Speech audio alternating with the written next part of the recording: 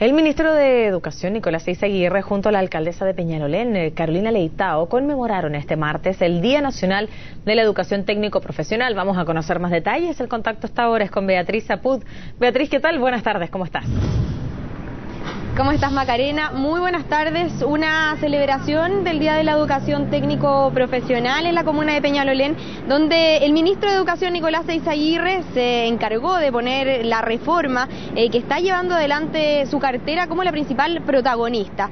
El secretario de Estado aseguró que en la reforma educacional, por supuesto, se van a incluir medidas para mejorar la educación técnica profesional de nuestro país, por ejemplo, haciendo que todos aquellos estudiantes que reciban este tipo de educación no solamente tengan mayores posibilidades para entrar al campo laboral, sino que también estén en una constante actualización de su aprendizaje. También el secretario de Estado hizo referencia a la necesidad de que estos cambios se lleven adelante, no con trámites que duren, por ejemplo, 40 años, como él ponía un ejemplo sobre cuánto había durado hacer que en Chile se hiciera obligatorio la educación primaria. Bueno, decía, esperemos que no dure 40 años hacer estos cambios que queremos llevar adelante como gobierno en el país.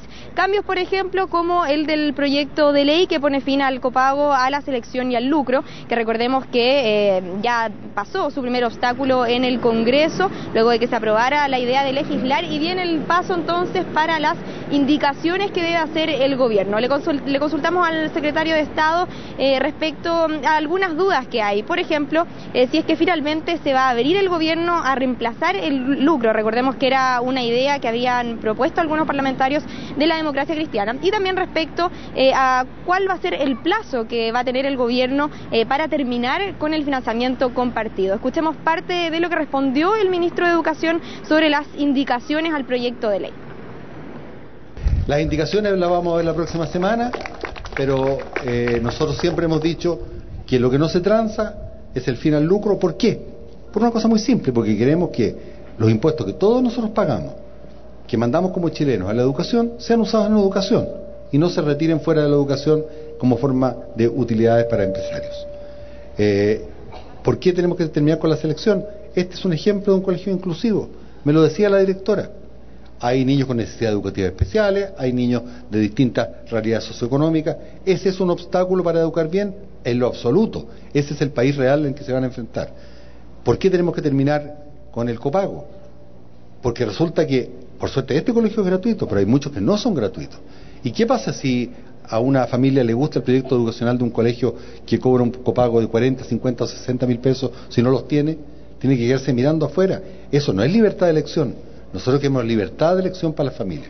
Por tanto, más allá de las especificidades técnicas, que la verdad nos interesan solamente a los que estamos, a los políticos y a los parlamentarios, lo importante es que para la familia chilena estas son todas buenas noticias. Aprovechamos también de preguntarle al secretario de Estado respecto a la molestia que hay por parte de los alumnos de liceos emblemáticos con el ranking de notas. Recordemos que han señalado una fuga por parte de alumnos para evitar que les perjudique este ranking. Y también sobre las declaraciones que realizó el rector del Instituto Nacional, quien señaló que incluso se está evaluando la posibilidad de llegar a subir las notas. Una respuesta que entregó el ministro Nicolás Eyzaguirre señaló diciendo que en el fondo ellos decían que, claro, el ministerio no tiene mayor incidencia en esto, sino que es más bien algo del CRUCH, y que ellos van a estar trabajando más bien en solucionar también, por ejemplo, el problema que hay con la prueba de selección universitaria. Escuchemos sus palabras. Todo el tema del ranking de notas, nosotros vamos a propender. En primer lugar, eso ha sido una definición que ha hecho el CRUCH en conjunto, ¿cierto?, con las universidades. No ha sido una definición que viene del Ministerio de Educación. Pero sin duda alguna todos sabemos que tanto el CIMSE como la PCU son más bien un reflejo del capital económico y cultural de los padres más que de la capacidad de los niños. Y por tanto propenderemos crecientemente a que las pruebas de selección para ingreso a la universidad den efectivamente cuenta del mérito, el ahínco, las ganas de estudiar de los niños, y no del capital cultural que tuvieron la suerte o mala suerte de tener.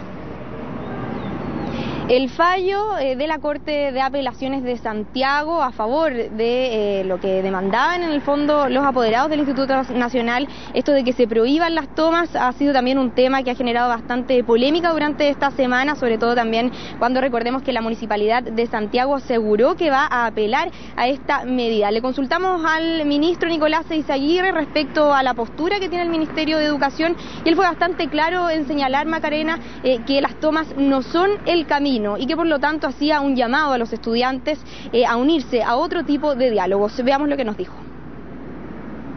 Por tanto, si hemos abierto espacio de participación, nosotros creemos que es ahí donde los estudiantes tienen que hacer presentes sus puntos de vista, que son muy legítimos. Creemos que, cuestiones de fuerza como las tomas no son lo que van a ayudar a que nos pongamos de acuerdo en torno a una buena educación pública. Y por tanto hacemos un llamado a integrarse creativamente a los diálogos ciudadanos. Declaraciones, Macarena, que sin duda van a tener algún tipo de reacción. Por supuesto que nosotros nos quedamos pendientes ante cualquier novedad. Bien, pues Beatriz, muchas gracias entonces por traernos estas noticias vinculadas con la educación. Que estés bien. Buenas tardes.